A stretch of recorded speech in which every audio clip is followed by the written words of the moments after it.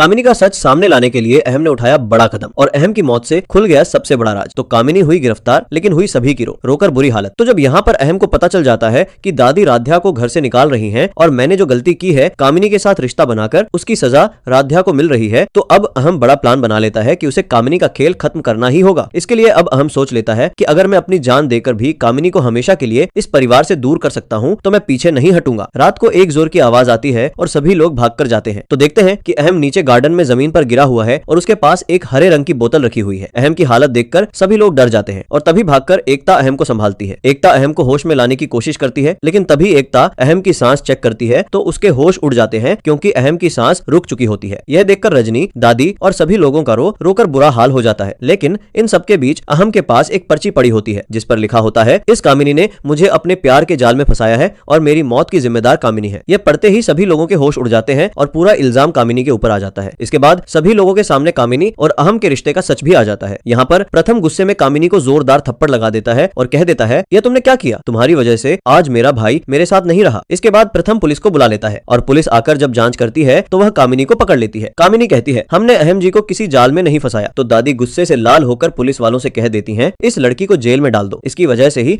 आज हमारा बेटा हमारे साथ नहीं है। तो लेकिन साथ साथ दादी कहती हैं कि इन सब की जिम्मेदार राध्या भी है, क्योंकि राध्या ये घर छोड़कर नहीं गई। अगर राध्या चली जाती तो अब तक कामिनी और प्रथम की शादी भी हो जाती और मैं अहम और एकता के रिश्ते को फिर से एक कर देती। लेकिन यहाँ पर प्रथम के सामने जब ये सच आता है तो उसका दिल टूट जाता है। दूसरी ओर सभी का रो रोकर बुरा हाल होता है। तभी यहाँ पर राध्या भोलेनाथ के आगे हाथ जोड़ती है और कहती है, आपको कुछ चमत्कार करना होगा। अहम भैया ऐसे हमें छोड़कर नहीं जा सकते। पुलिस तो कामिनी को लेकर चली जाती है, लेकिन तभी यहाँ पर एक बड़ा चमत्कार होता है और राध्या की प्रार्थना पर भोलेनाथ अहम की सांसें फिर से चला देते हैं। अहम को अचानक होश आ जाता है। तभी डॉक्टर आकर अहम का इलाज करता है और अहम एकदम सही हो जाता है। इसके बाद यहाँ पर कामिनी का खेल खत्म हो चुका होता है। तो अहम सभी को बता देता है कि मैंने यह सब सिर्फ और सिर्फ इसलिए किया ताकि राध्या को जबरदस्ती इस घर से बिना किसी गलती के ना निकाला जाए, क्योंकि मुझे पता चल गया था कि दादी राध्या को इस घर से निकालकर कामिनी की शादी प्रथम से करवाना चाहती थी। इसलिए मैंने यह शादी रोकने के लिए खुद की जान दांव पर लगाने का प्लान बनाया। तभी यहाँ पर प्रथम दादी पर गुस्सा हो जाता है और कह देता है, दादी आखिर आपने इतनी घटिया चाल क्यों चली? इसके बाद प्रथम राध्या को गले भी लगा लेता है और एक बार फिर से दादी, प्रथम और सभी घर वालों की नजरों में गिर जाती है। तब दादी सोचती है, मैं तो हर बार राध्या को घर से निकालने का प्लान बनाती हूँ, लेकिन वह हमेशा उल्टा ही क्यों हो जाता है। बाद में यहाँ पे दादी देखती है कि अब अगर मैंने जल्द ही कुछ नाटक नहीं किया तो सभी घर वाले हो सकता है कि पुलिस को मुझे भी सौंप दे।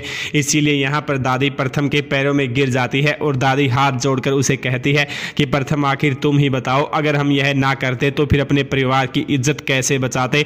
क्योंकि इस अहम ने जो किया है उसके बाद में हमारी इज्जत का पूरा पानी ही हो जाता। क्योंकि जब बाहर सभी को पता चलता कि अहम ने अपनी पत्नी के होते हुए किसी और के साथ रिश्ता बनाया है तो यहाँ पर सभी लोग हमारे बहुत ज़्यादा बेइज्जती करते और हमारा पूरा बिजनेस भी ठप हो जाता।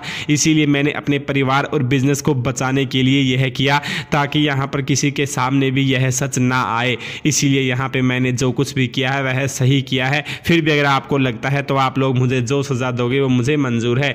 लेकिन तभी यहाँ पर प्रथम कह देता है कि भले ही दादी आपने उस सच को छुपाने की कोशिश की हो, लेकिन आपने राध्या को इस घर से निकालने के बारे में सोचा और आपने मेरी शादी उस कामिनी से करवाने का सोचा। यह आपने बहुत गलत किया है। मैं आपको कभी माफ़ नहीं करूँगा।